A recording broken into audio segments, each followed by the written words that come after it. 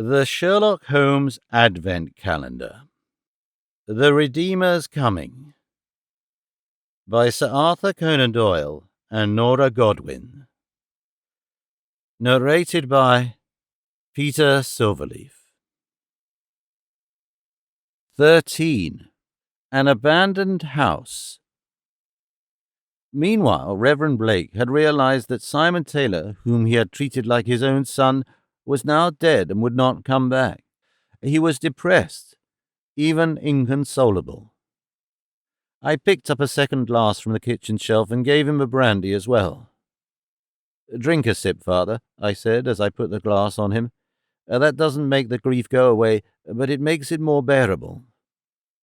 "Thank you," replied the priest. "I know. Normally it is I who tries to comfort the ones left behind." "You are a man of God," I continued. "The news of Simon's death may come as a shock at first, but you will find solace in faith." The Reverend smiled. "This is also a phrase that usually belongs to my repertoire when there is sorrow," he said. "But is this really true?" "You doubt?" I asked. "Yes," the priest replied, drinking his brandy in one go. "Sometimes I doubt a God who imposes so many trials on a young, innocent man and does not save even his precious life." "I am a doctor, not a theologian," I replied, "but if I am not mistaken, God sacrificed his own son so that he may take upon himself the sins of all mankind." Reverend Blake nodded, but replied, "Certainly. But don't you think this is asking a little too much from Simon Taylor? I must confess, I do not understand God's plan. Nevertheless, if there is God, there is also evil, and that is able to get a hold of a human, just like it must have happened to the perpetrator, even if he is a Franciscan friar. God will judge him." "If you ask me," I said, "a secular court may at first hold the perpetrator accountable and bring justice. We are working hard to convict him, and I swear that we will succeed." "From your lips to God's ear," the old man exclaimed. "And if there is any way I can help you, don't hesitate to come to me, Dr. Watson." "Well, there is still one thing," I replied. "Do you have any acquaintances with the Franciscans from the Redeemer's Abbey? After all, it's only a stone's throw from here." "But yes," replied Reverend Blake, "of course we were in contact, even across denominational boundaries. I have known Brother Francis for decades. We used to meet regularly for tea, but now both of us have gotten older and we are not that good on our feet anymore. I would say a sort of friendship is what connects us, even though we haven't seen each other that often recently. Personal reasons also apply as to why." "What do you mean by that?" I asked immediately. "Well," the priest continued, "when Brother Peter became the new vicar of the Abbey, he oriented to a different course. He is a zealot. He despises the ecumenical cooperation of the churches, for he does not tolerate an equal faith besides the true faith of the Catholic Church. To be honest, Brother Peter has never been particularly sympathetic to me, and I have to confess that I distrust him." "I understand," I said, but did not mention that I felt quite similar about the vicar. After that we sat together in silence for a while. We drank another glass of brandy, and I thought about what my next steps would be. But before I could come to a decision, Reverend Blake had a good proposition. "I'm a priest, not a criminal," he suddenly began, "but I think it's clear what you should do now. Since you're here to gather background information about Simon Taylor, it is quite clear that you have to search his house. Maybe you can find some useful clues there." The Reverend was, of course, absolutely right. I was a little ashamed that I hadn't come up with this idea myself, but it didn't lead on to anything. "True," I replied. "However, I fear that the current weather is not ideal for a walk through the city." "There is no need for that," said the priest. "The house of the Taylors is right down the small hill, just behind the church. Even through the snow, this distance should be possible to walk within 5 minutes." I hesitated for a moment, then I got up and said, Well then, I'm going to go. My cowl is almost dry in any case. Wait, said Reverend Blake. I will accompany you, but before that, let's have a heartening drink. With these words, he gave us 2 glasses of brandy again. We clinked glasses and drank them in one go. At least from the inside, I was prepared for any Arctic cold by now. Then the priest took his coat, and we went over to a side exit onto the snow-covered road. The wind was still blowing and swirling the snowflakes back and forth. We pulled our hoods deep into our faces, nodded at each other, and set off determinedly. The old man proved to be quite skilled walking off-road. Unwaveringly, he staggered forward. I even had trouble keeping up with him, even though it went downhill slightly. I have to admit that the amount of alcohol we had prior did not really help with me keeping my balance, which is why I sometimes swayed back and forth. It was inevitable that I lost control and fell head first into the snow. Watson, drop that nonsense. The Reverend rebuked me as he freed me from the snow and pulled me back onto my feet, and I felt like Holmes had just warned me. I shook off the snow and tried to catch up to Reverend, who was already walking steadily ahead again. I had to concentrate real hard to not fall again, and felt relieved when we actually stopped in front of a small and rather shabby house. "We are not going to force our entry," I joked, somewhat out of breath. "Oh, no," the priest assured. "Simon entrusted me with the keys before he left." However, it took an eternity for Reverend Blake to find the right key on the keychain.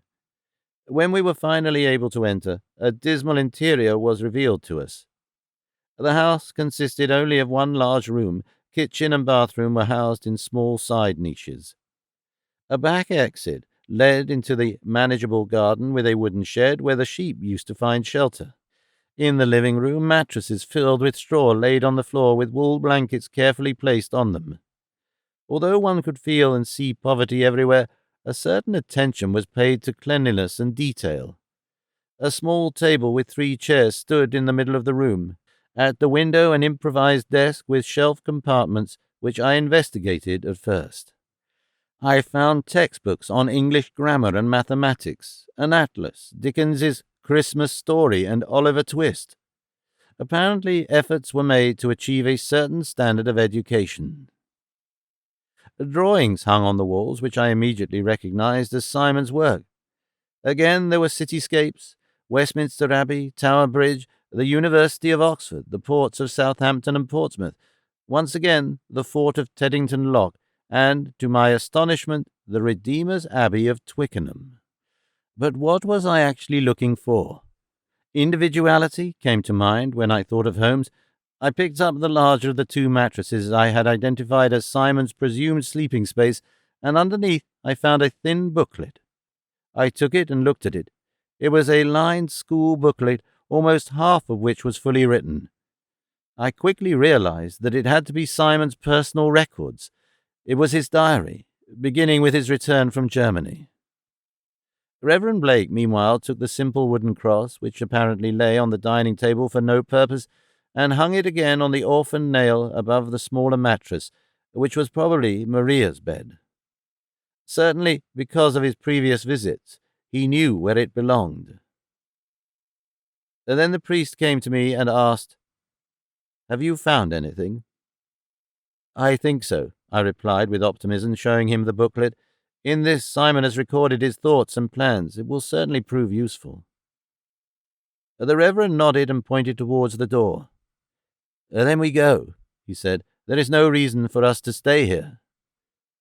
Presumably he was referring to the sad memories he had with this house, but I noticed by now that it was quite cold in these rooms, which were certainly unheated, but also the leaky roof and the partially broken windows that contributed to that. I put the booklet in my pocket and followed Reverend Blake, who was already out on the street. The snowstorm had become stronger, and it was increasingly exhausting to climb the small hill back up to the church, especially since the wind blew directly into our faces. I wish we had taken Harry as a draft animal, but eventually he reached the safe, comparatively warm walls of St. Mary. The winter cold had given me much-needed clarity, and we had a hot cup of tea instead of the brandy. I sat down at the kitchen table and began studying Simon's records. He meticulously described his despair when he found the house empty on his return. He also blamed himself for leaving his younger sister alone for so long. After a few days, however, Simon's mood changed. He apparently found new courage and the strength not to give up and decided to investigate. He would find his sister, whatever it took. On the following pages, he precisely documented conversations with potential witnesses, including Reverend Blake.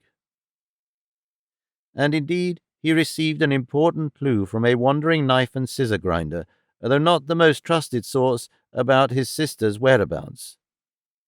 He claimed to have seen her, and Simon's records closed with the intention of immediately wanting to visit the location. Reverend Blake, who had been sitting in silence with me all the time, noticed my sudden excitement. "What's going on?" he asked. "Do you have a clue?" "More than that," I replied. "I know where Maria went and where Simon wanted to follow her to."